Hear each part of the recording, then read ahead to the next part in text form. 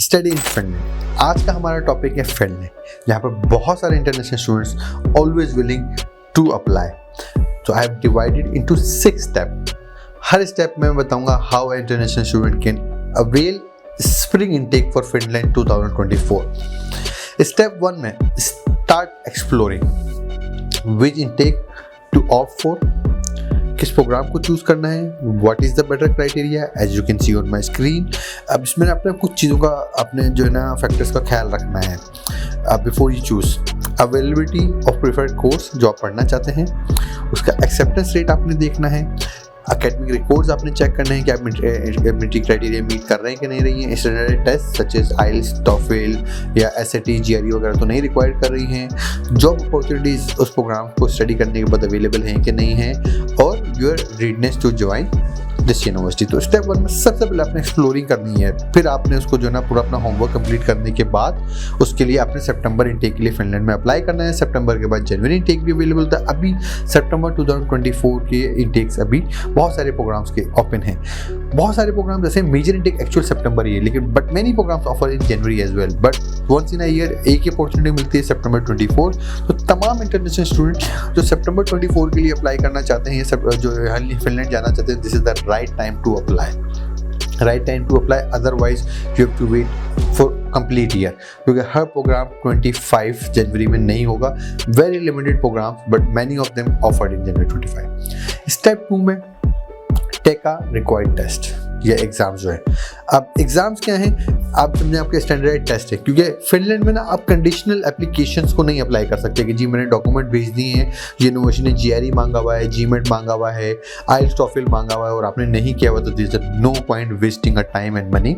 Is better आप हमेशा अपने स्टैंडर्डाइज टेस्ट लाजमी करें बिफोर यू अप्लाइंग। तो ऐसे स्टूडेंट जिन्होंने अभी तक आइल्स, टॉफेल नहीं किया है एंड दे आर विलिंग और interested to apply in Finland, appear in your exam as soon as possible if you explore your options।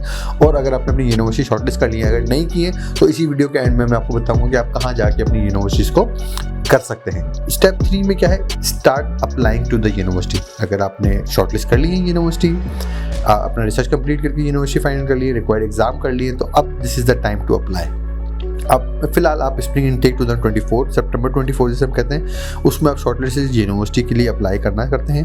अब मंथ बिफोर एटलीस्ट जो भी यूनिवर्सिटी की जो डेडलाइंस है, उसके जो तमाम डॉक्यूमेंट्स कंप्लीट करने के at least you have to apply a month before the due date.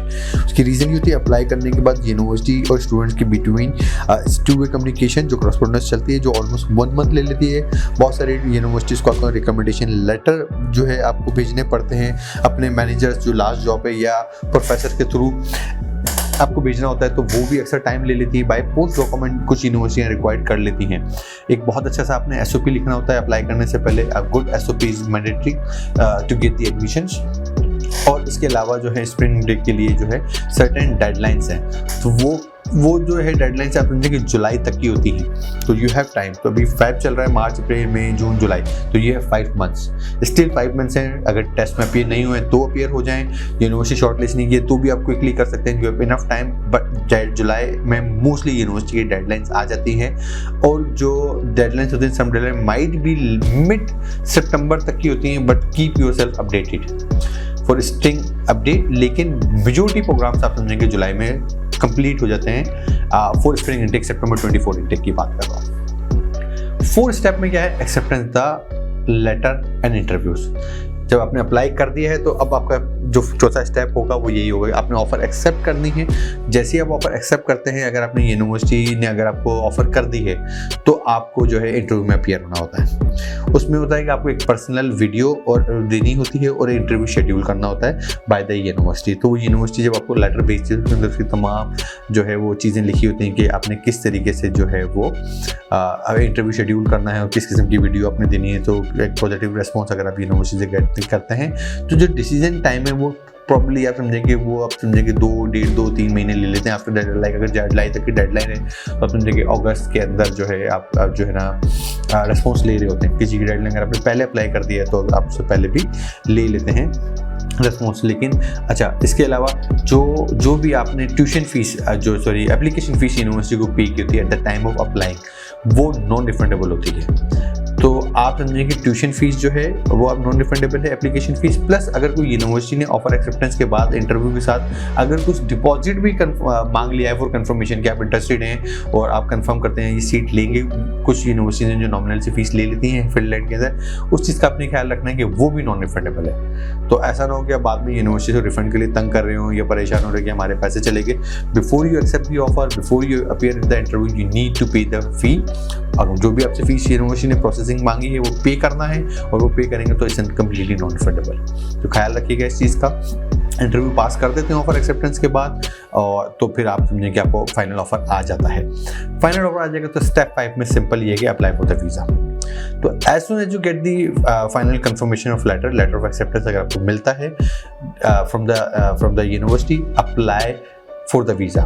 उसके लिए आपने क्या करना है, तमाम डॉक्यूमेंट्स जो है वो प्रिपेयर करना है फॉर वीज़ा एप्लीकेशन। और वो स्टूडेंट वीज़ा फिनलैंड का जो प्रोसेसिंग टाइम है विल टेक सम टाइम, तो वो समझेंगे 15-20 डेज से लेकर महीना 1.5 महीने तक भी ले लेते हैं, डिपेंड्स अपॉन ये कितना रश है। लेकिन पाकिस्तान इंडिया से कोई बहुत ज़्यादा नंबर्स जो बहुत ह्यूज नंबर्स नहीं है कि जो फिनलैंड के अंदर कोई बहुत नंबर, लेकिन 15-20 दिन महीने के अंदर आपको रिस्पॉन्स आ जाए। तो आप समझेंगे अगर जुलाई डेडलाइंस हैं, जुलाई अगस्त तक भी अगर आपको मिल जाए तो अप्लाई कर सकते हैं, क्योंकि क्लासें सितंबर एंड अक्टूबर बिगनिंग में हो रही थी। तो ये इनफ टाइम अगर आपको अगस्त तक अपनी सारी चीज़ें करके अगर अगस्त में वीज़ा फाइल करते हैं तो you can easily manage your journey.